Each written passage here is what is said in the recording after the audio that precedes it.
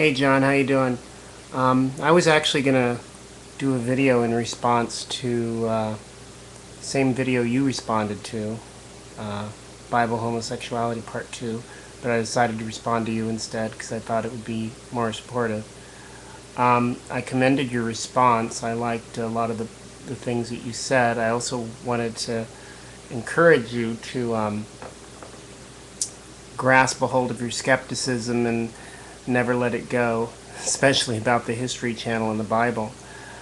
Um, Actually, I also wanted to say that you were correct. A lot of the male sex in the ancient world had a coercive quality. In fact, in the Greek example, um, many Greek young boys were handed off by their fathers to men that they had no uh, relationship to, that they didn't choose, and had a mentor relationship. And so it isn't necessarily a rape relationship, but it certainly had a coercive quality to it.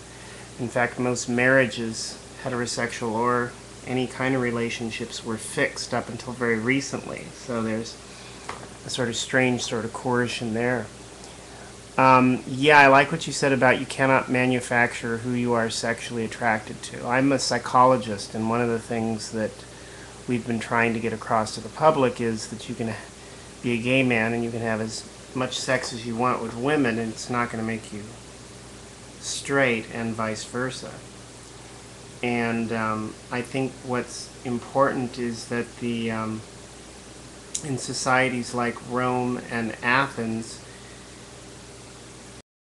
I mean, in our current society, people generally tend to have sex with whoever they're attracted to. In societies in the past, sex was not always within the context of love, romantic love, and sexual attraction. They had obligations, and they had a whole set of social circumstances that made sex useful for political purposes, for gaining people's favor, and also they didn't have this perception that homosexuality was wrong, and they didn't have this perception that you should only have sex with people who you were sexually attracted to. So if there was an absence of women and you were horny, it didn't matter if you were gay or straight or whatever, you would just have sexual relations, whether it was mutual masturbation or whatever it was. So it was very, very common for people who in Roman society and especially in Greek society to clearly be attracted to women, but in the absence of women, when they were out in the field in war, to have sex with other men. They didn't believe that sexual attraction should have much to do with determining who you had sex with. A lot of young boys in our society will engage in mutual masturbation, boys that grow up to be straight. Well, it's as if in many of these societies that kind of thing occurred even among adults, and it even occurred among women. But it's interesting that it was different in different societies. So I, I think it's really important to understand that it was different in different places, and different people had different rules. And in many societies, when you were an adult, you would never allow yourself to be on the bottom, quote unquote. You could only be on the top, because somehow that would make you a woman. And then in other societies, anal sex was never practiced among gay people. It was all oral sex. So it's really, really odd that our conception of homosexuality in the modern world, of homosexual relationships, of homosexual marriages, which were almost unknown in the ancient world. They had homosexual relationships, and very loving ones, but they didn't have any kind of homosexual marriage ceremony or anything like that, except in very few cases. So it's interesting that in many of these societies, everyone was behaviorally bisexual. This is my punchline, long-winded.